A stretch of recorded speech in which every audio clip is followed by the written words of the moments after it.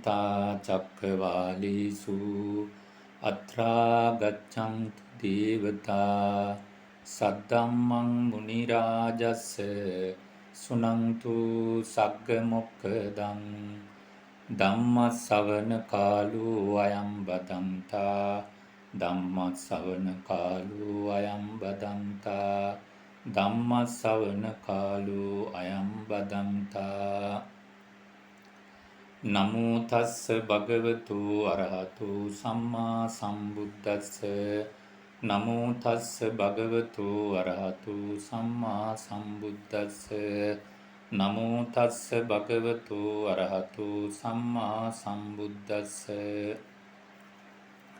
ශ්‍රද්ධාවන්ත පින්නතුනි පින්නත් දරුවනි අදත් මේ පින්නතුන් මේ සූදානම් වෙන්නේ තමන්ගේ ජීවිතේට පිහිට සැලසෙන සැබෑම රැකවරණී සැලසෙන උතුම් ශ්‍රී සද්ධර්මය ශ්‍රවණය කරන්නට පින්නතුනි බුදුරජාණන් වහන්සේ ලෝකේ පහළ වෙලා උන්වහන්සේ ධර්ම දේශනා කරනවා. උන්වහන්සේ අවබෝධ කරගත්ත ධර්මය සංගවන්නේ නැතුව උන්වහන්සේ දෙව් මිනිසුන්ට මහා කරුණාවෙන් දේශනා කළා. මේ ලෝකේ සිටිනවා බුද්ධිමත් මිනිස්සු ඉන්නවා. බුද්ධිමත් දෙවියන් ඉන්නවා. ඒ බුද්ධිමත් දෙව් මිනිසුන්ට බුදුරජාණන් වහන්සේගේ ධර්මය ඇහුණට පස්සේ අවබෝධ කරගන්නවා. ඒක කාටවත් වළක්වන්න බෑ. ඒක වළක්වන්න බෑ. ඒ නිසා බුද්ධිමත් උදවිය, කල්පනා කරන්න පුළුවන් උදවිය, හිතන්න පුළුවන් උදවිය බුදුරජාණන් වහන්සේගේ ධර්මයේ කරා පැමිණෙනවා. එදත් ඒ විදිහමයි, අදත් ඒ වගේ, හෙටත් එහෙමමයි. බුද්ධිමත් අය හිතන්න පුළුවන්කම තියෙන්න ඕන. මෙතන උගත්ද කියන එක නෙමෙයි ප්‍රශ්නේ තියෙන්නේ. උගත් මෝඩ අයත් ඉන්නවනේ. හිතන්න පුළුවන් වෙන්න ඕන. යමක් කිව්වට පස්සේ බුදුරජාණන් වහන්සේගේ ධර්මය ඇහුණට පස්සේ කල්පනා කරන්න පුළුවන් වෙන්න ඕන. ඒ නිසා සමහර උගත් අය ඉන්නවනේ කුසල අකුසලවත් හඳුනා ගන්න බෑනේ, පින්පව්වත් හඳුනා ගන්න බැරි අය උදවි ඉන්නවනේ. පොතේ දැනුම තිබුණාට ප්‍රමාණවත් වෙන්නේ නැහැ. බාහිර විශේෂ කරුණු එයා මහාචාර්යද නැත්නම් කතිකාචාර්යද තියෙන උපාධි මොනවද කියන එක ධර්මය අවබෝධ කරගන්න ඒ සුදුසුකම් නෙමෙයි. ඒ වැදගත් නැහැ. ඒ නිසා මේ කල්පනා කරන්න පුළුවන්කම තිබීම තමයි වටින්නේ. බුදුරජාණන් වහන්සේ දේශනා කරපු ආකාරයට උන්වහන්සේ අනිත්‍ය ධර්මය දේශනා කළා. අන නුවණින් විමසන්න පුළුවන් නම් කුමක්ද අනිත්‍ය වෙන්නේ? කුමක්ද වෙනස් වෙලා යන්නේ? අන්න කල්පනා කරන්න පුළුවන්. උන්වහන්සේ සතර අපාය ගැන දේශනා කළා. උගත් මෝඩයි ඉන්නවනේ ප්‍රතික්ෂේප කරන අය. මේ අපාය කිව්වම ඕ සංකල්ප කියලා කියන්නේ. සංකල්ප පිළිගන්නේ දිව්‍ය ලෝක සංකල්ප, බ්‍රහ්ම ලෝක සංකල්ප. සංකල්ප නෙමෙයි ඒවා. ඒවා තියෙන ඒවා. බුදුරජාණන් වහන්සේ අවබෝධ කරගත්තා. උන්වහන්සේ ඒ සියලු ලෝක පිළිබඳව විස්තර අපිට කියලා දුන්නා. සමහර අය නිරේ කිව්වොත් මේ නිරේ ඕව සංකල්ප. නිවන ගැන කිව්වහම ඕව සංකල්ප, නිවන සංකල්ප. එහෙම සාකච්ඡා කරන්නේ. සංසාර දෙයක් දන්නේ නැහැ. පොතේ දැනුම විතරයි. අර උගන්නන දේ ගත්තා. උගතේ පුණා. වෙන කිසි දෙයක් දන්නේ නැහැ. ඒ හේතුව නිසා බොහෝ අකුසල් කරගන්නවා. ධර්මයේ ප්‍රතික්ෂේප කරනවා.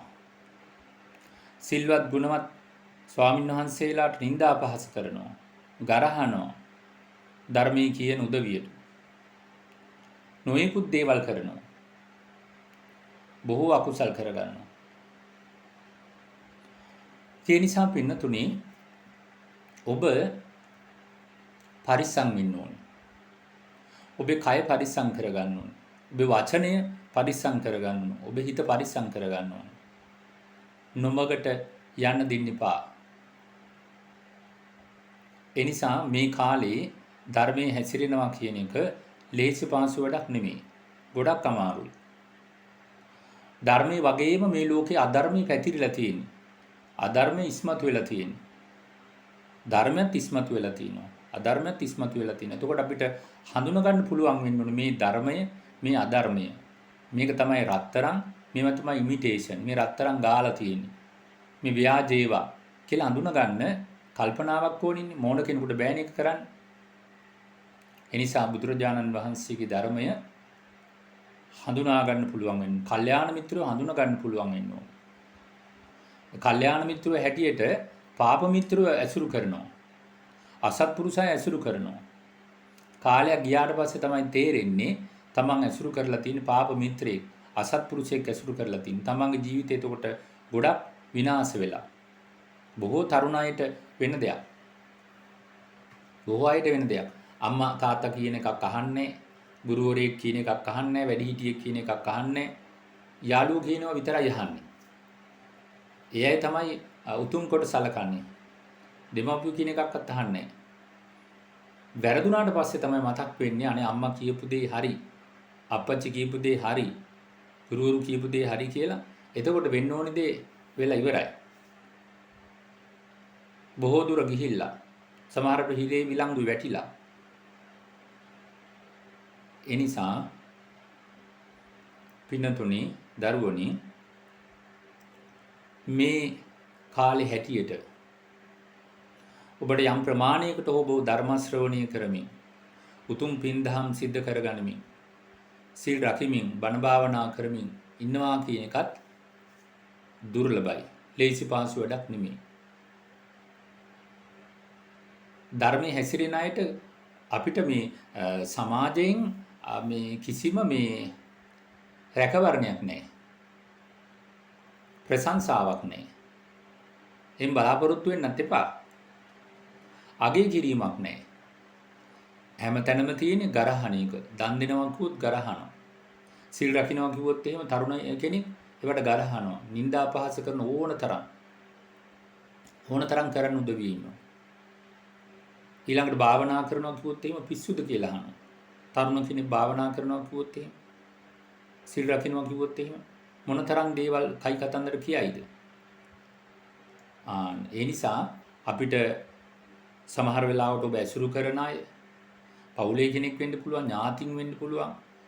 ඒ කාගෙන්වත් අපිට ගුණධර්ම දියුණු කරගන්න සහයෝගයක් නැහැ. තනියෙන් මේක කරගන්න වෙන්නේ. ඒ මොකද කල්යාණ මිත්‍රයෝ නැහැ හැමතැනම.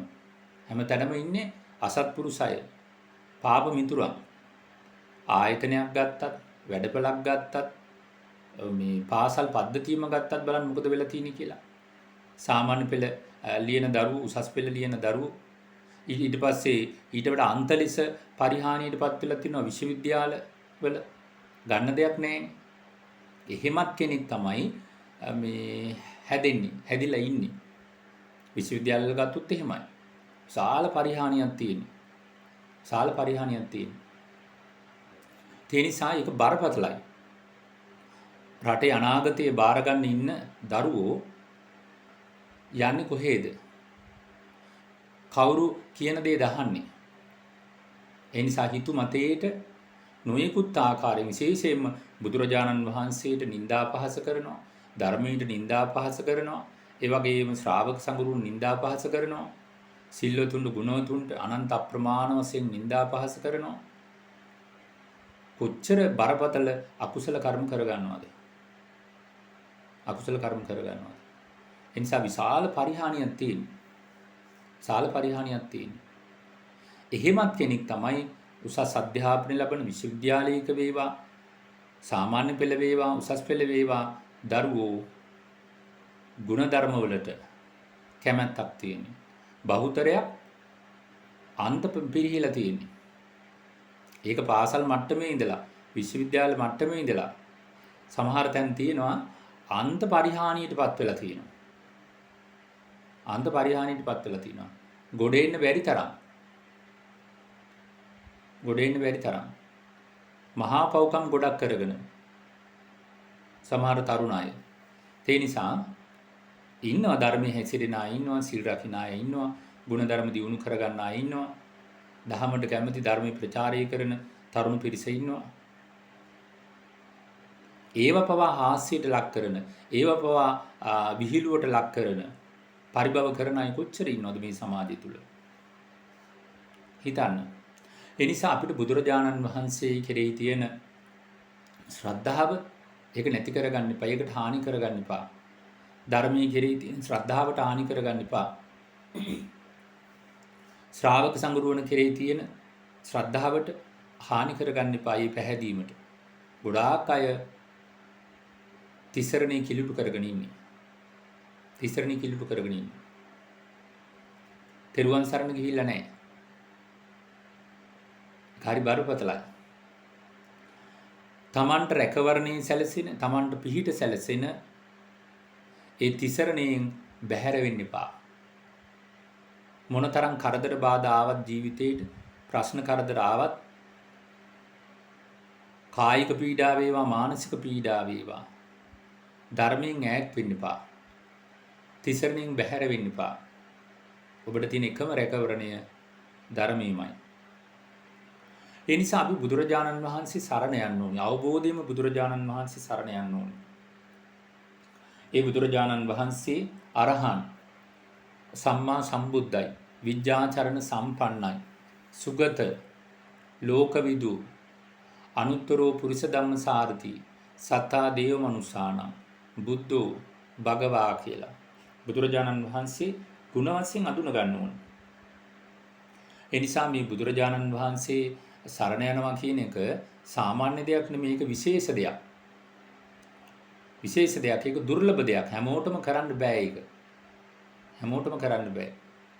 ඒකට කල්පනා කරන්න පුළුවන්කම තියෙන්න ඕනේ. හිතන්න පුළුවන්කම තියෙන්න ඕනේ. මම මුලින්මුත් මතක් කළානේ. ඒ නිසා බුදුරජාණන් වහන්සේගේ ඒ බුදුගුණ පිළිගන්න ඕනේ. ඒ බුදුගුණ අදාහ ගන්න ඕනේ. බුදුරජාණන් වහන්සේ නිකලෙස් කෙනෙක්. උන්වහන්සේ රාග ද්වේෂ මෝහ ප්‍රහාණය කළා. අන්න. ඒ නිසා මේ නිකම්ම මේ බුද්ධං සරණං ගච්ඡාමි කිව්වට වැඩක් වෙන්නේ නැහැ. උප්පත්තියෙන් බෞද්ධ වුණා කියලා මේ සසර දුකින් නිදහස් වෙන්න බෑ. සතර පායෙන් නිදහස් වෙන්න බෑ. ඒ නිසා බුදුරජාණන් වහන්සේ සරණ යන්න ඕනේ. බුදුරජාණන් වහන්සේ විතරක් නෙමෙයි උන්වහන්සේ දේශනා කරපු ධර්මය, ඒ උතුම් ශ්‍රී සද්ධර්මය. ඒ ධර්මය මනාකොට අඳුන ගන්න ඕනේ. ඒ ධර්මයේ ස්වාක්ඛාතයි. ඒ ධර්මයේ සම්දිට්ඨිකයි, අකාලිකයි, ඒහිපස්සිකයි, ඕපනයිකයි, පච්චත්තං වේතිතබ්බෝ විඤ්ඤෝහි කියලා අඳුන ගන්න ඕනේ. ඒ ධර්මයේ ගුණ හැටියටම අඳුන ගන්න ඕනේ. ධර්මයේ නාමයෙන් වෙන වෙන දේවල් අඳුනගෙන ඉන්නවා. ධර්මයේ ගුණ නෙමෙයි. බාහිර දේවල්. බුදුරජාණන් වහන්සේ නොවදාළ දේවල්. ගොඩාක් අය මේ බුදුරජාණන් වහන්සේ නොවදාළ දේවල්, නොකියපු දේවල් තමයි මේ පුරුදු කරන්නේ. අදහගෙන ඉන්නේ. හිතා ඒවා බුදුරජාණන් වහන්සේ දේශනා නොකරපු දේවල් බුදුරජාණන් වහන්සේ දේශනා කළා කියන්නේ. හරි බරපතලයි. ඒ නිසා ප්‍රතිඵල නැහැ. උන්වහන්සේ දේශනා නොකරපු දෙයක් තමයි පුරුදු කරන්නේ. සමහරවිට භාවනා ගත්තත් උන්වහන්සේ දේශනා කරපු භාවනා නෙමෙයි. වෙන එක එක්කෙනා කියපු අහවල් පොතේ තිබුණා, මේ රටේ තිබුණා, බුරුම රටේ තිබුණා කියනවා, තායිලන්තේ තිබුණා කියනවා, එහෙ කළා කියනවා. ඒක සාර්ථකයි කියනවා. සමහර බුදුරජාණන් වහන්සේ දේශනා නොකරපු එකක්. ධර්මයේ නැති එකක්. ඒ නිසා කවදාකවත් උන්වහන්සේ දේශනා නොකරපු දේවල් කරලා සම්මා සමාධියක් ඇති කරගන්න බෑ. මිත්‍යා සමාධිය ඇති කරගනින්. සම්මා සමාධියක් ඇති වෙන්නේ නැහැ. ඒක හොඳට මතක තියාගන්න. උන්වහන්සේ දේශනා කරපු ආකාරයට සිල් රකින්න. ඒක තමයි සාර්ථක. ඒක නිවන් මාර්ගයේ එක අංගයක් බවට පත් වෙනවා. ආර්ය ශ්‍රාංගික මාර්ගයට සීලේ ඍජුවම සම්බන්ධයි. ඒක එක්කිනා සීල වෘත අනුගමනය කරන්නේ. සීලේ හැටියට. උන්වහන්සේ දේශනා කරපු පංච සීලේ නෑ, පෝසත සීලේ නෑ. ඒ මොකවත් නෑ. ඔය හිතිච්ච දේවල් තමයි මේ පුජ්‍යලික මත එක එක්කෙනාගේ සීලේ හැටියට තියෙන්නේ. ඒ නිසා බුදුරජාණන් වහන්සේ සරණ යා යුතුයි. ධර්මයේ සරණ යන ශ්‍රාවක සංගරුවන. ඒ ආර්ය මහා සංගරුවනේ ගුණ දැනගන්න ඕනේ. ශ්‍රාවක සංඝයා සුපටිපන්න වනසේක. උජුපටිපන්න වනසේක. ඥායපටිපන්න වනසේක. සාමීච පටිපන්න වනසේක. මේ බුදුරජාණන් වහන්සේගේ ශ්‍රාවක සංඝයා වෙන කාගේවත් නෙමෙයි. භගවතෝ ශ්‍රාවක සංඝු භාග්‍යවතුන් වහන්සේගේ ශ්‍රාවක සංඝයා. මේ වෙන ආගමකවත් වෙන කාගේවත් මේ ශ්‍රාවකයෝ නෙමෙයි. බුදුරජාණන් වහන්සේගේ ශ්‍රාවක සංඝයා තමයි සුපටිපන්න වෙන්නේ. උජුපටිපන්න වෙන්නේ. ඥායපටිපන්න වෙන්නේ. සාමීච පටිපන්නයි කියලා කියන්නේ. ඒ ශ්‍රාවක සංඝයා තමයි යුගල වශයෙන් 4ක් වෙනවා. පුජ්‍යල වශයෙන් 8 දෙනෙක් වෙනවා. ඒ ශ්‍රාවක සංඝයා. යුගල 4 කියන්නේ සෝතාපන්න ශ්‍රාවකයා, සකදාගාමි ශ්‍රාවකයා, අනාගාමි ශ්‍රාවකයා, රහතන් වහන්සේ. අන්න යුගල 4. යදිදං චත්තාරි පුරිස යුගානි. එමුනේ වන්දනා කරන්නේ. අමතක කරන්න එපා. ඒ මේ ශ්‍රාවක සංඝයා භාග්‍යවතුන් වහන්සේගේ ශ්‍රාවක සංඝයා. භාග්‍යවතුන් වහන්සේගේ ශ්‍රාවක සංඝයා. වෙන කාගේවත් නෙමෙයි. එතකොට මේ ශ්‍රාවක සංඝයා කෙරෙහි හිතේ චිත්ත ප්‍රසාදය ඇති කරගන්න ඕනේ. හිතේ පැහැදීමක් ඇති කරගන්න ඕනේ. දැන් බොහෝ අයට වරදිනවා. දැන් බුදුරජාණන් වහන්සේ ජීවමානව නැහැ. භාගතුන් වහන්සේ පිරිනුවම් පාලා. එතකොට දැන් ශ්‍රී සද්ධර්මයේ මේ ජීවමානව තියෙනවා. ඒ ධර්මයේ තියෙනවා. හැබැයි ධර්මයේ කතා කරන්නේ නැහැනේ. දැන් බුද්ධ දේශනා තියෙන අංගුත්තර නිකායේ දේශනා ඇවිල්ලා කතා කරනවාද? බණ කියනවාද?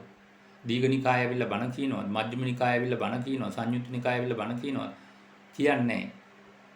එතකොට දැන් මේ තුනුරුවන්ගෙන් ජීවමානව අපිට දකින්න තියෙන්නේ ශ්‍රාවක සංගරුවන. ශ්‍රාවක සංගත බෝධින් වහන්සේ වැඩ සිටින බෝධි කතා කරන්නේ නැහැ, බණ කියන්නේ නැහැ, පූජා කියන්නේ නැහැ. බුදු පිළිම වහන්සේ පූජා තියනවද? නැහැ. චෛත්‍යරාජානන් වහන්සේ පූජා පවත්වනවද? කතා කරනවද? බණ කියනවද? මොකවත් නැහැ. ඒ නිසා මේ ශ්‍රාවක සංඝයා බහුලයි.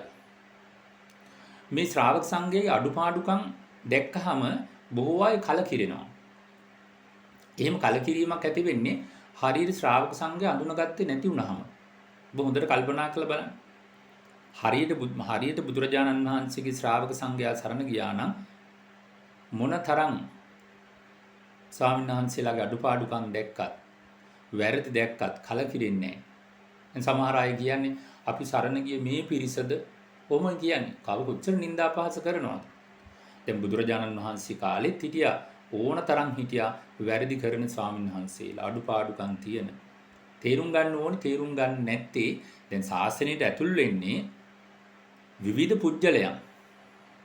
අඩුපාඩුකම් තියෙන අය අඩුපාඩුකම් නැති අය නෙමෙයි. ඒ නිසා මේ ධර්මාර්ගය සම්පූර්ණ කරගෙන ශාසනයට ඇතුල් නොනෙවෙයි. අඩුපාඩුකම් තියෙනවා. වැරදි ගොඩක් තියෙනවා. ඉතින් ශාසනයට ඇතුල් වුණාට පස්සේ පැවිදි වුණාට පස්සේ ඒ අඩුපාඩුකම් වැරදි වෙන්න පුළුවන්. වැරදි වෙනවා. ඒකටනේ ශික්ෂාපද පනවලා තියෙන්නේ. බුදුරජාණන් වහන්සේ. ඒ නිසා ශ්‍රාවක සංඝයා කෙරෙහි චිත්ත ප්‍රසාදය ඇති කරගන්න පුළුවන් වෙනවා. හරියටම. සතීතෙත් හිටිය වැරදි කරන ස්වාමීන් වහන්සේලා වර්තමානෙත් ඉන්නවා අනාගතයටත් ඉන්නවා. අපිට ඒක නවත්තන්න බෑ.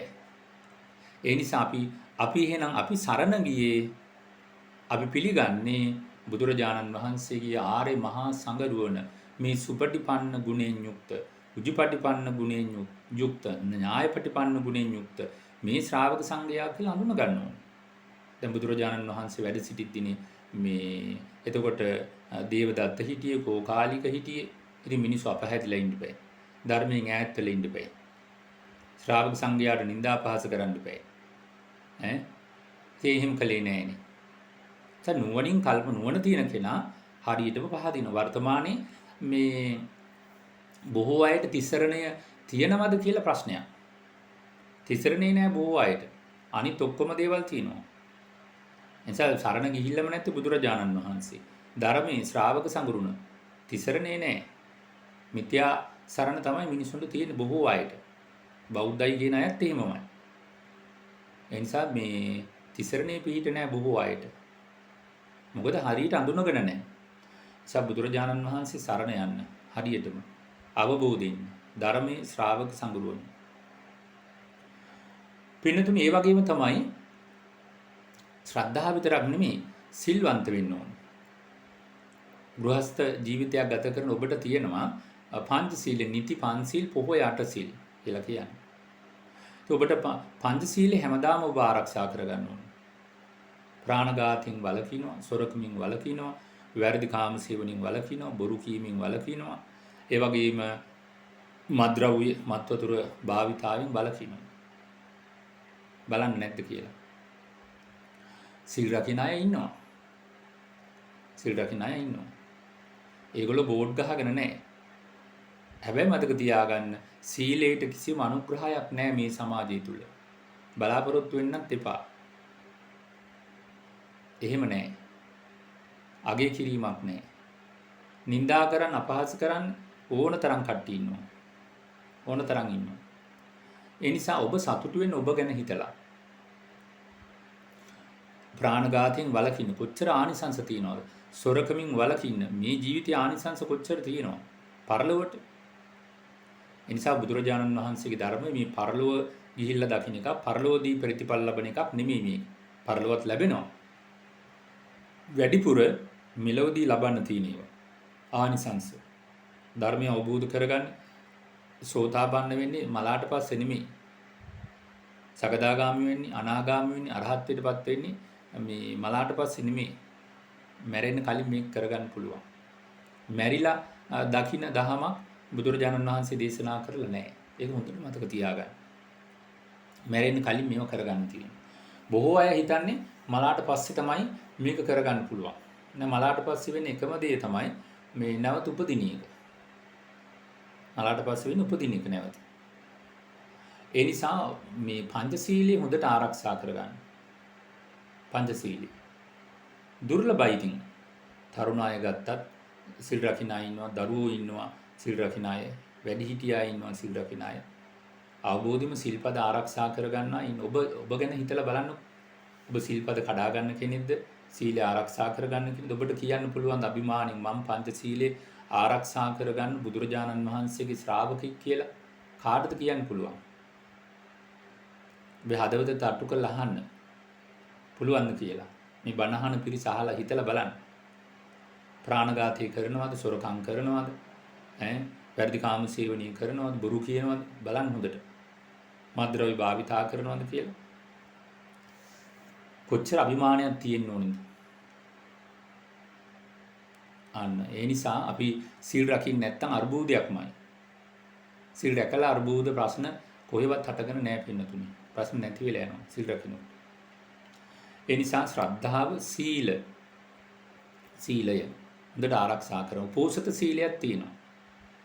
පොහොය දවසට පෝසත සීලය ආරක්ෂා කරගන්න.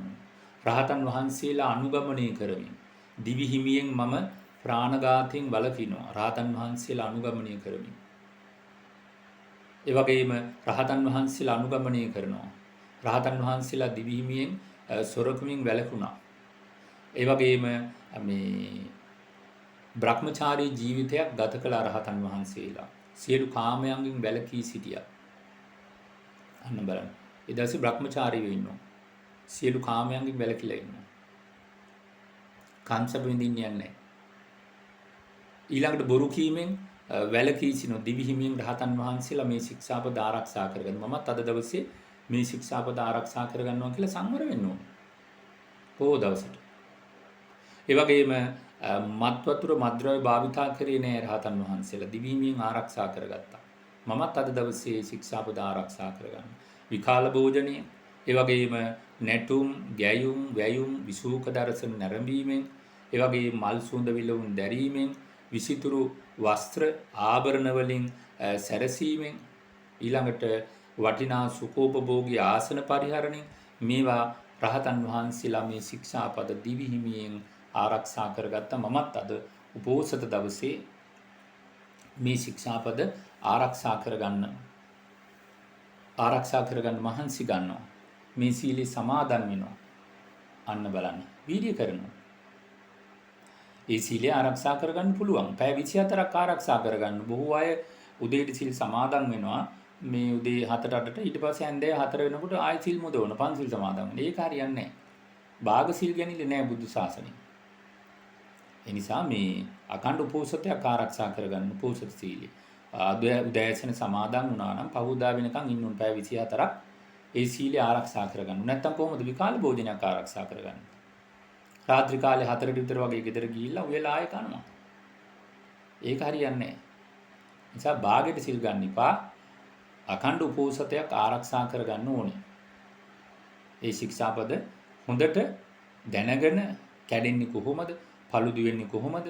ඒ ආරක්ෂා කරගන්නේ කොහොමද කියලා දැනගන්න ඕනේ. ඉතින් ඒතකොට පින්නතුනි ශ්‍රද්ධාව වගේම සීලයක් තියෙන්න ඕනේ. සීලයක් තියෙන. ওই සීලය ඔය ආකාරයට ආරක්ෂා කරගන්න ඕනේ. පංච සීලය වගේම හැමදාම පංච සීලේ පොයි දවසට උපෝසත සීලය ආරක්ෂා කරගන්න. පුංචි කාලේ ඉඳලම පුරුදු වෙන්න ඕනේ. පොඩි කාලේ ඉඳලම. ආයේ මේ වයසට ගිහිල්ලා සීල් රකින්නවා කියලා කතාවක් නැහැ.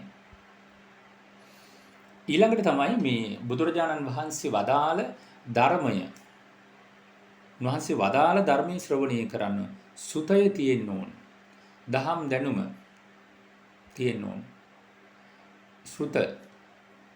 ඒ නිසා මේ ඇසීම අහන එක අපිට කොච්චර දේවල් අහන්න ලැබෙනවද? උදේ නැගිට වෙලාවෙ ඉඳලා අවදි වෙච්ච වෙලාවෙ ඉඳලා නිින්දට යනකම් අපිට මොන තරම් මේ දේවල් ඇහෙනවද? කයි කතන්දර කොච්චර දේවල් අපිට ඇහෙනව. කන් දෙකට හොඳ දේවලුත් ඇහෙනවා, නරක දේවලුත් ඇහෙනවා. කන් දෙකට ස්පාසාවක් නැහැ. ඒ නිසා මේ ඔය අහන දේවල් අතර ශ්‍රේෂ්ඨම දේ බුදුරජාණන් වහන්සේගේ ධර්මය ශ්‍රවණය කිරීමයි. ධර්මය අධර්මයක් ධර්මයේ හැටියට ශ්‍රවණය කරන්න එපා. එතකොට වරදිනවා. සමහර වෙලාවට ධර්මයේ නාමයෙන් මේ කියන්නේ අධර්මයක්. අධර්මයක්. ඒක අඳුන ගන්න පුළුවන් වෙනවා. සුතය තියෙන්න ඕනේ. ඒ අහලා බුදුරජාණන් වහන්සේගේ ධර්මයේ අසා දැනගත් දහම් දැනුමක් අවබෝධයක් තිබිය යුතුයි. කි පැවිදි දෙපිරිස තුලම අනිවාර්යයෙන්ම තියෙන්න ඕන.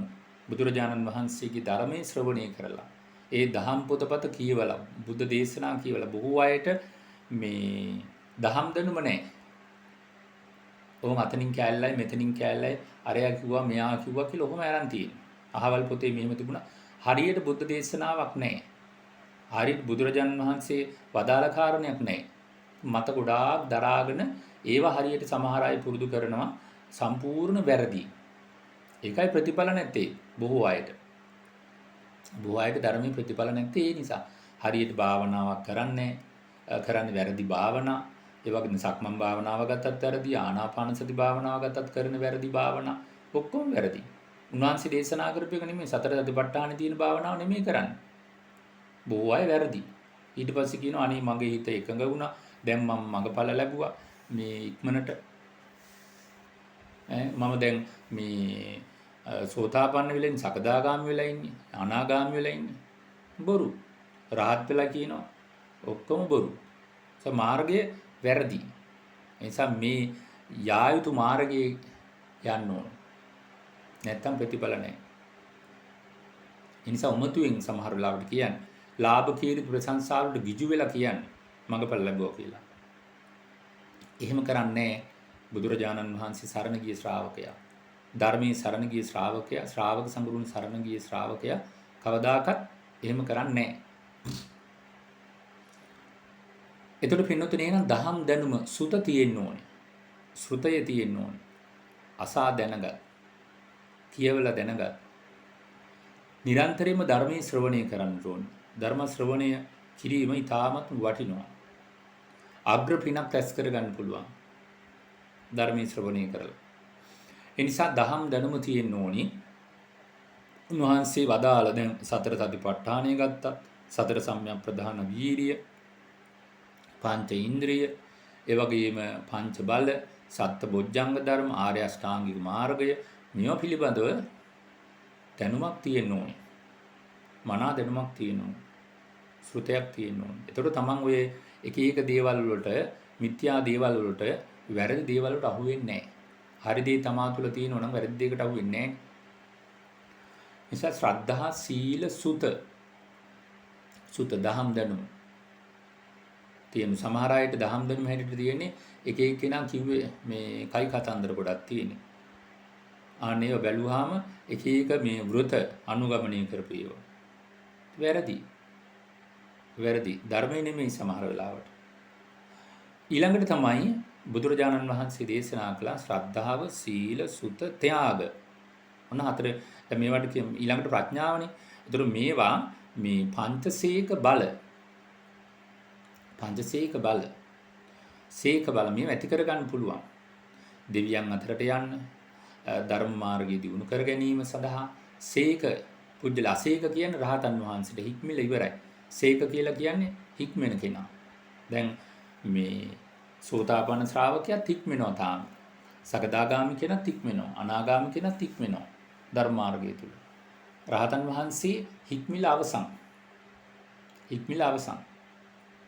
සීලේ පරිපූර්ණයි. සමාධි පරිපූර්ණයි. ප්‍රඥාව පරිපූර්ණයි. කරන්න ඕනි සියල්ලක්ම කතං කරණීයං නාපරං ඉත්තත්තායත් පජානාති. අය වෙන කරන්න දෙයක් නැහැ රහතන් වහන්සේට. කළ යුතු සියල්ලක්ම කරලා ඉවරයි. ආර්ය අෂ්ටාංගික මාර්ගය සම්පූර්ණයි. ඉතින් සෝතාපන්න කෙනාට තාම සම්පූර්ණ නැහැ. සකදාගාම කෙනා සම්පූර්ණ කරගෙන නැහැ. අනාගාම කෙනා සම්පූර්ණ කරගෙන නැහැ. කරන්න තියෙනවා. එතකොට දහම් දැනුම අවශ්‍යයි. අනිවාර්යයි. දහම් දැනුම තියෙන්න ඕනේ. ඒ වගේම තමයි ශ්‍රාවකයා ත්‍යාගය පුරුදු කරන්න ඕනේ. දන් දීම එයා පුරුදු කරන්න ඕනේ. අංගයක් හැටියට. කවුරුවත් කියන නිසා නෙමෙයි ප්‍රශංසා බලාපොරොත්තු වෙන්නේ නෙමෙයි. අසවලා කරනවා නිසා මමත් දන් දෙනවා කියන එක නෙමෙයි. නිසා තමන් මේ අතහැරීම දීම කියන එක තමන්ගේ ජීවිතයට පුරුදු කරගන්න එක අංගයක් බවට පත් කරගන්න ඕනේ. තමන්ගේ ජීවිතේ අවබෝධයෙන් කරන්න ඕනේ දීමත්. කරුණු දැනගෙන, ආනිසංස දැනගෙන, දීමේ වටිනාකම දැනගෙන දන් දෙන්නට ඕනේ. මසුරු මල දුරු කරලා දන් දෙන්න ඕනේ. සමහර අය ඉන්න ලෝභකමින් මසුරුකමින් ඉන්නවා. හරියන්නේ නැහැ. ඒ නිසා Taman දෙන්නෙත් නැහැ, අනික් අයට මේ දන් දෙන්නෙත් නැහැ. ඒක අනුමෝදන් වෙන්නෙත් නැහැ.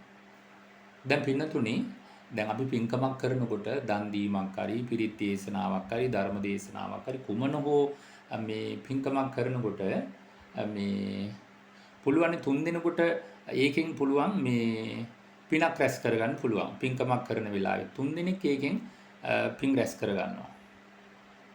කවුද මේ 3 දෙනා? එක්කෙනෙක් තමයි ඒ පින්කම කරන කෙනා. ඔන්න මතක තියාගන්න. පිරිත් දේශනාවක් වෙන්න පුළුවන්, ධර්ම දේශනාවක් වෙන්න පුළුවන්, දානමය පින්කමක් වෙන්න පුළුවන්. ඒ කරන කෙනා මූලිකත්වයේ ගන්න කෙනෙක් ඉන්නවනේ.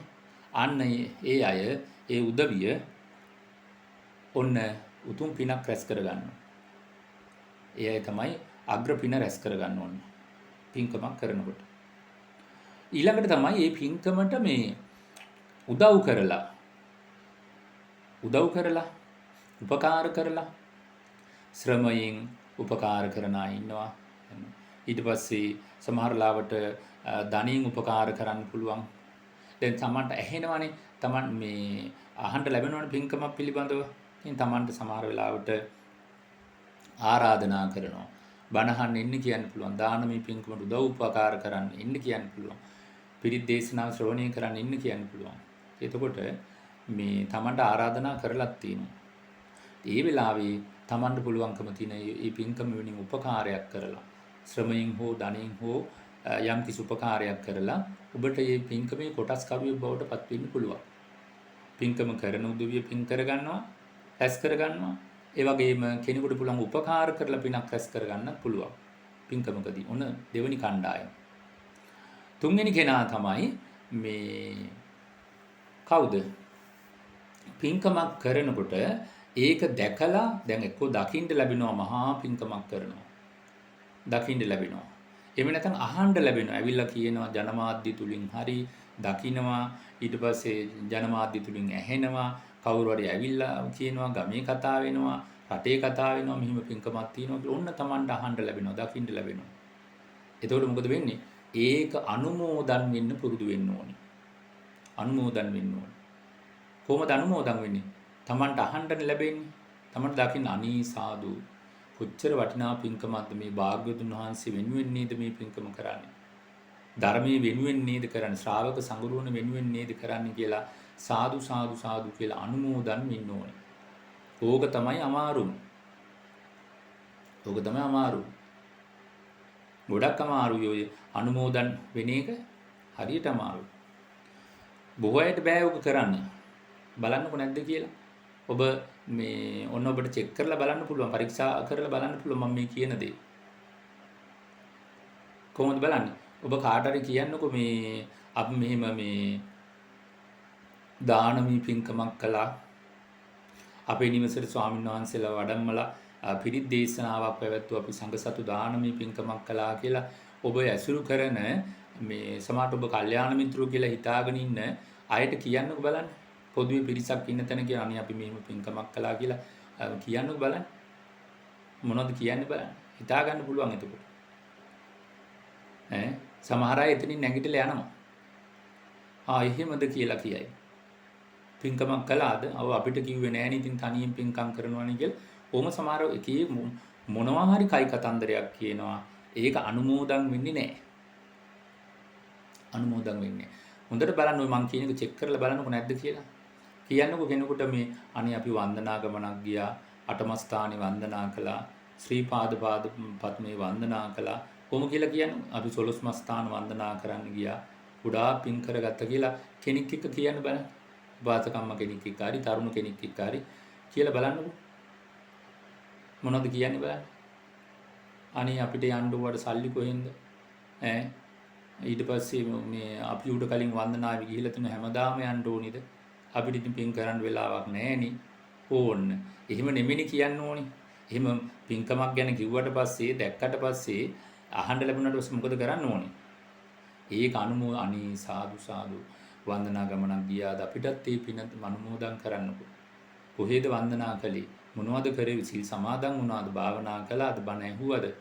අන්න විමසනවා නම් මටත් මේ පින් අනුමෝදන් කරන්න. එහෙම කියන්නේ කවුද? එහෙම කියන්නේ කවුද? බොහොම සුළු පිරිසයි. ඒ නිසා හොඳට මතක තියාගන්න අමාරුම දේ පින්කමක් දැකලා අහලා අනුමෝදන් වීමයි. අනුමෝදන් වීම. ඒ නිසා අනුමෝදන් වෙන්න. භාගතුන් වහන්සේ වෙනුවෙන් මහා සෑය පුරාවට මල් පූජා කරනවා. කොච්චර අපහාස කරනවද? මහා සෑය පුරාවට පළතුරු පූජා කරනවා. නොයෙකුත් පරිස්කාර පූජා කරන අනන්තයි අප්‍රමාණයි. ඒක බුදුරජාණන් වහන්සේට නේ පූජාව කරන්නේ. ඇයි හිත අපහදව ගන්නෙ? එතකොට බුදුරජාණන් වහන්සේට මොනවා හරි පූජා කරනවා දැක්කහම කිරිබිඩු දානි පූජා කරනවා දැක්කහම පළතුරු පූජා කරන ඔන්න මතක් වෙනවා කාටද? මේ පිනට අකමැති පිනට ගරහන අයට මතක් වෙනවා. කවුද මතක් වෙන්නේ? ඔන්න යාචකය මතක් වෙනවා. අනේ ඕවා දෙන්න තිබුණා නම් දුප්පත් කෙනෙකුට මේ මහා සෑය ඕවා වළඳනවද? ඔන්න කියන්න පටන් ගන්නවා. බුදු පිළිමේ වළඳනවද ඔය පළතුරු? ඕක හිඟන්නෙකුට දුන්නා නම් සතෙකුට දුන්නා නම් ඔන්න හිඟන්න මතක් වෙනවා. ඊළඟට සත්තු මතක් වෙන්නේ එතකොට. ඇයි? කිසි දවසක පිනක් කරන්නේ, පිනක් අනුමෝදන් වෙන්නේ, කරන එකට උපකාරයක් කරන්නේ, හැමදාම කරන්නේ නිന്ദා පහසමයි කරන පිරිසක් ඉන්නවා. නිරාගමික පිරිසක් ඉන්නවා. මතක තියාගන්න. විවේචනය කරන නොයේකයි කතන්දර කියනවා. එකක්වත් අනුමෝදන් වෙන්නේ. ඕක මේ ආගම කියන ඕක දර්ශනේ නෙමෙයි කියන දර්ශනේ අනුගමනය කරන්න බෑ නා. මොකක්වත් නැහැ. දර්ශනේ අනුගමනය කරන කෙනෙක් කවදාකවත් මතක තියාගන්න ආගමට ගරහන්නේ පිනට ගරහන්නේ. ඔන්න මතක තියාගන්න. එයා කවදාකවත් මේ ගරහන කෙදින්නේ නෙමෙයි. ඒ නිසා ඔය වගේ දේවල් අනන්තය අප්‍රමාණයි. ඒ නිසා පින්නතුනි පින අනුමෝදන් වෙන්න පුරුදු වෙන්න. සාදු සාදු කියලා අනුමෝදන් වෙන්න. පින්කමක් දැකලා පහන් පූජාවක් දැකලා භාග්‍යවතුන් වහන්සේ උදෙසානේ මේ පහන් පූජාව කරන්නේ. අපිත් නෙමෙයි කරන්නේ. අපි සම්බන්ධයකුත් නැහැ. අපිට දකින්න ලැබෙනවා, අහන්න ලැබෙනවා එච්චරයි. එතකොට ඇයි අපි අනුමෝදන් වෙන්නේ නැත්තේ? මහසෑයට කරන්නේ, ශ්‍රීමා බෝධින් වහන්සේට කරන්නේ, ධාතුන් වහන්සේලා උදෙසා මේ පූජාව සිද්ධ කරන්නේ, මහා සංඝරත්නයට මේ පූජාව සිද්ධ කරන්නේ. අන්න නොයේ දේවල් කියලා කොච්චර අකුසල් කරගන්නවද? හැබැයි පිනක් කරගන්න තියෙන අවස්ථාව මඟහරව ගන්නවා. ඒ නිසා අනුමෝදන් වෙන්න පුරුදු වෙන්න. එතකොට ශ්‍රද්ධාව, සීල, සුත, ත්‍යාග සමි මසුරුකම දුරු කරලා මේ ඒ තමන් සතු දෙයක් නේ අන් අයට දෙන්නේ. යාචකයෙකුට හරි, ශ්‍රමණ බ්‍රාහ්මණයන්ට හරි, ස්වාමීන් වහන්සේලාට හරි, කාට හරි දන් දීමේදී අපි සතු දෙයක් නේ දෙන්නේ. අපිට අයිති දෙයක්. අපිට එතකොට අපිට ඒ අයිති දේ දෙනකොට ඒ අයිති අපි අතහරින්න ඕන. අයිති අතහරින්න ඕනේ. ඒ අයිති තියාගෙන දෙන්නේ නැහැ. කෑම වේවා, බීමක් වේවා, ඇඳුම් පැළඳුම් වේවා, වටිනා වස්තුවක් වේවා, ඉඩකඩම් වේවා, තමන් සතු දෙයක් නේ දෙන්නේ. තමන්ට අයිති දෙයක්. තමන් ඒක පවරනවා කාට හරි දෙනවා. ඊට පස්සේ මේ දුන්නට පස්සේ ඉවරයි ඒක. ආයෙ දුන්න දෙයට උනේ මොකද්ද? වෙච්ච දේ මොකද්ද? මේක කෑවද? මේක බිව්වද? පරිහරණය කළාද? සිවුර ස්වාමීන් වහන්සේලා පෙරෙව්වද? ඒම හොයන්න යන්නේ නැහැ. එංගන්නෙකුට කැම ටිකක් දුන්න මේ මිනිස්සයා මේක කෑවද? සතෙකුට දුන්නද? වෙන කාටවත් දුන්නද? මේ විකුණ ගත්තද? ඒක අදාළ නැහැ දුන්නට පස්සේ. එහෙම දීලා නැහැ නේ. ඒක පස්සෙන් ගිහිල්ලා හොයනවා නම් මේ දීපු දෙයට උනේ මොකද්ද කියලා හොයනවා නම් කොහෙද දීලා තියෙන්නේ? දීලා තියෙන්නේ බොහෝ අයට මේ වෙන්නේ ඕක. දෙන්නේ නැහැ. දන් දෙන එක ලේසියි. දෙන්නේ නැහැ. කොටසක් තියාගෙන දෙන්නේ. ලෝභයෙන් දෙන්නේ, මසුරුකමින් දෙන්නේ. වැඩක් නැහැ. ඒ දීම සාර්ථක නැහැ. ඒ නිසා තමන්ට අයිතියක් තියෙනවා. තමන් සතු දෙයක් දෙන්නේ. ඒ අයිතිය සම්පූර්ණයෙන්ම නැති කරගෙන අතහැරලා ඒක වෙන කෙනෙකු ඒ අපිට තියෙන අයිති වෙන කෙනෙකුට පවරනවා. මේක ගන්න. අපිට අයිති ඇඳුමක් තියෙනවා. ඒක දුන්නා. එයාට දුන්නාට පස්සේ එයා ඒක ඇඳත් එකයි, වෙන කාට හරි දුන්නත් එකයි, ඒක ඉරලා දැම්මත් එකයි, ගිනි තියලා දැම්මත් එකයි. අපිට අදාළ නෑ ඒක. අපේ හිතේ වෙනසක් ඇති වෙනවා නම් අපි දීලත් නෑ ඒක. හොඳට මතක ගන්න. දීම කියන්නේ ලේසි වැඩක් නෙමෙයි ඈ. ගොඩක් අමාරුයි. ඒ ලෝභය දුරු කරගෙන, මසුරුකම් දුරු කරගෙන බොහොම කැමැත්තෙන් ආනිසංස දැනගෙන දෙන්න ඕනේ. ඒක තමයි වටින්නේ. ඒක තමයි සැබෑම ත්‍යාගය කියලා කියන්නේ. සැබෑම ත්‍යාගය. අතහැරීම කියන්නේ ඒකට. සමහර අය ප්‍රශංසා බලාපොරොත්තුෙන් මේ වර්තමානයේ පේනවා සමහර පුංචි පින්කමක් කරලා ඉවරලා මේ මහා ලොකු දෙයක් බලාපොරොත්තු වෙනවනේ. හරියට ප්‍රශංසාව, වර්ණාවක් බලාපොරොත්තු වෙනවනේ. ගුණ ගායනා බලාපොරොත්තු වෙනවනේ. ඒක දීමට අදාළ එකක් නෙමෙයි. ඒක දීමට අදාළ නැහැ. දුන්නා ඉවරයි. ප්‍රශංසා කළත් එකයි නැතත් එකයි. ඒක බාර ගන්න කෙනා අපිට ප්‍රශංසා කළත් එක නැතත් ඒව බලාපොරොත්තු වෙන්න එපා. දුන්නා ඉවරයි. අතහරින්න. ගොඩක් අමාරුයි.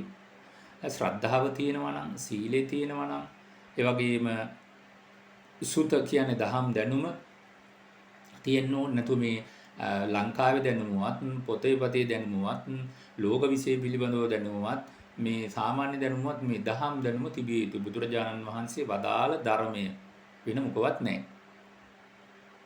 දහම් දැනුම කියන්නේ ඒකට. දහම් දැනුම තිබිය යුතුයි. ඊළඟට තමයි පින්නතුනි මේ ප්‍රඥාව අත්‍යවශ්‍යම දේ, ඕනිම දේ. අනිත්‍ය දේ අනිත්‍යයි කියලා, දුකටයි දේ දුකයි කියලා, අනාත්ම දේ අනාත්මයි කියලා දැනගන්න ඕනේ. ඒකට තමයි ප්‍රඥාව කියලා කියන්නේ. නුවණට එහා ගිය එක ප්‍රඥාව කියලා කියන්නේ. ඒ නිසා මේ බුදුරජාණන් වහන්සේ සරණ ගිය ආර්ය ශ්‍රාවකයෙකුට තමයි මේ ප්‍රඥාව පිහිටන්නේ. වෙන අයට නෙමෙයි.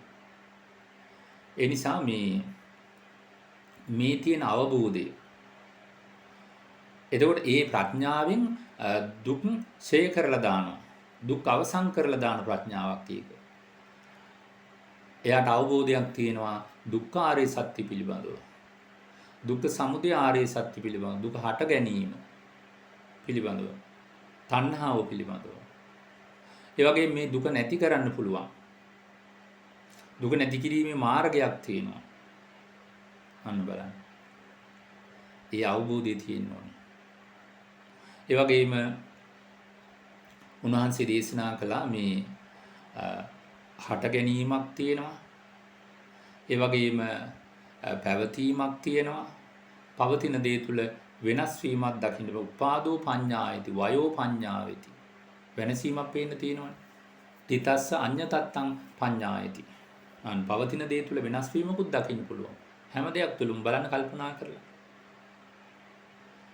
ඒ නිසා අන්න ඒ තියුණු ප්‍රඥාව ආර්ය ශ්‍රාවකයෙක් තුල තියෙනවා.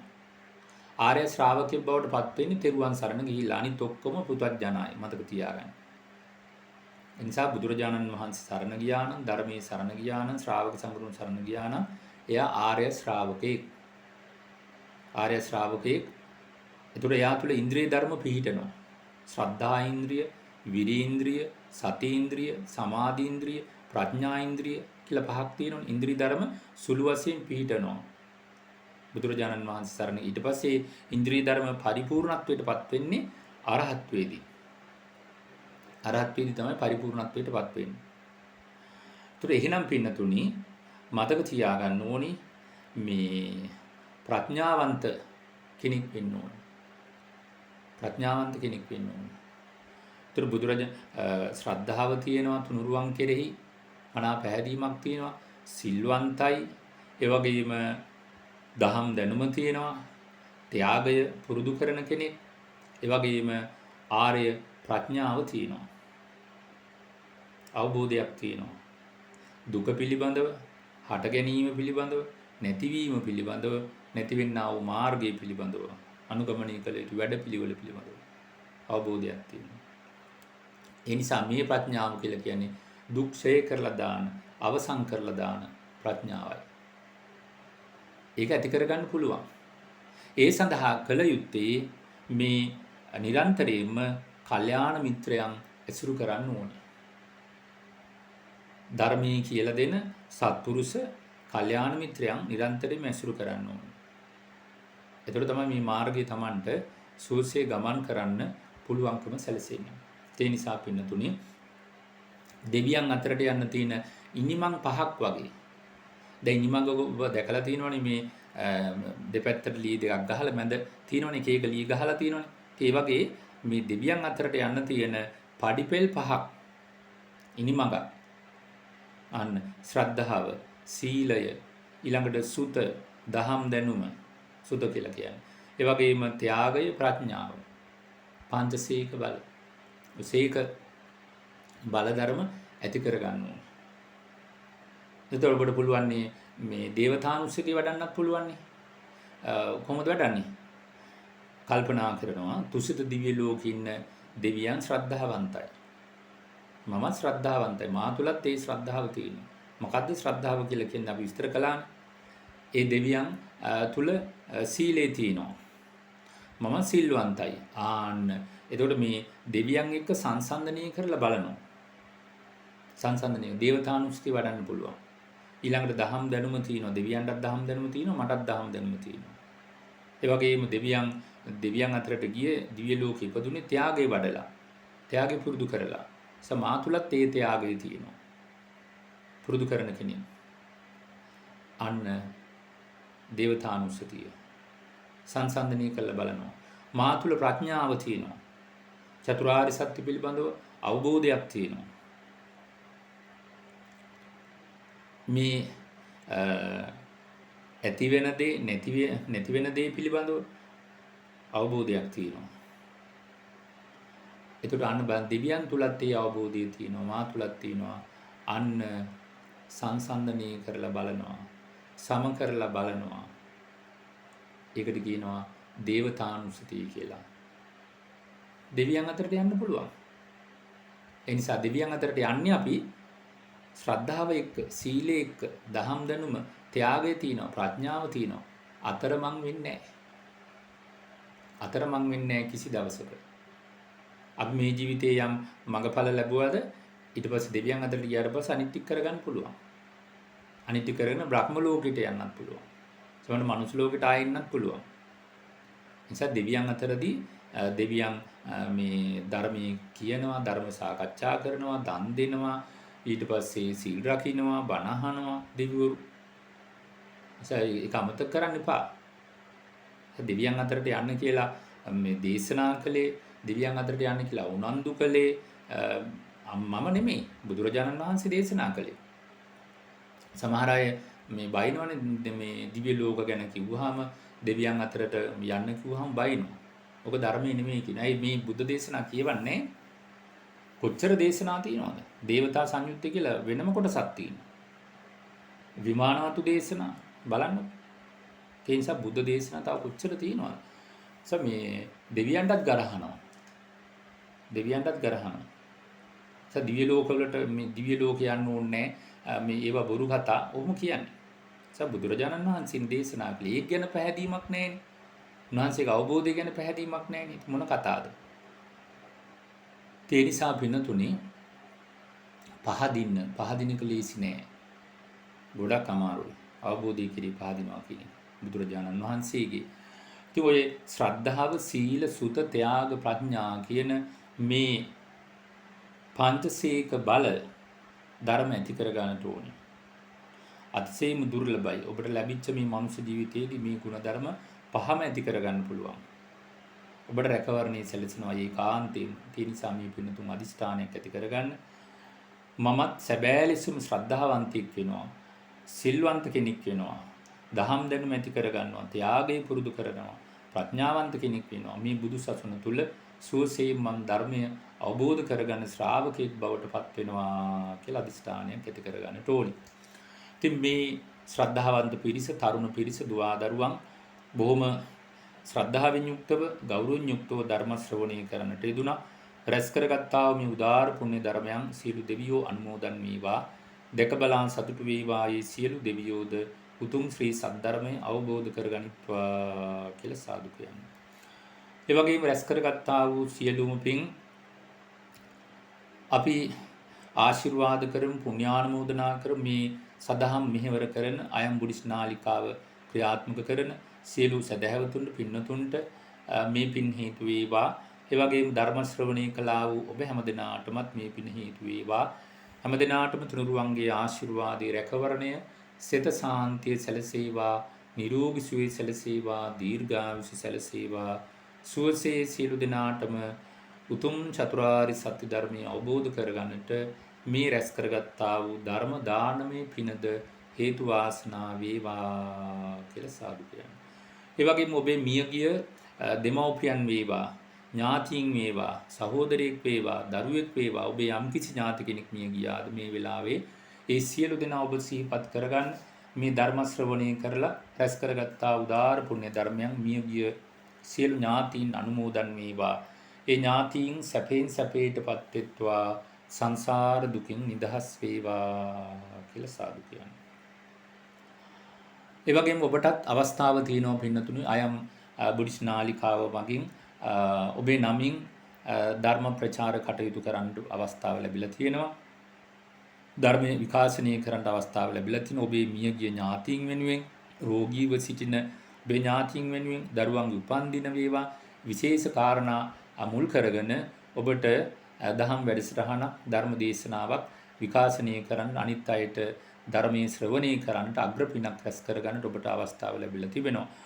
ඒ කාරණයක් සිහිපත් කරමින් හැම දිනාටම අද දවසේ ධර්ම ශ්‍රවණය කරලා මේ රැස් කරගත්තා වූ සියලු පින් සුවසේම හැම දිනාට මේ ලැබිච්ච දුර්ලභ මනුෂ්‍ය ජීවිතය තුළම සුවසේම ධර්ම අවබෝධ කරන්නට රැස් කරගත්තා වූ පිනද උපකාර වේවා කියලා අපි ආශිර්වාද කරමින් සෙත් ප්‍රාර්ථනා කරනවා හැම දිනාටම තිරුවන් සරණයි.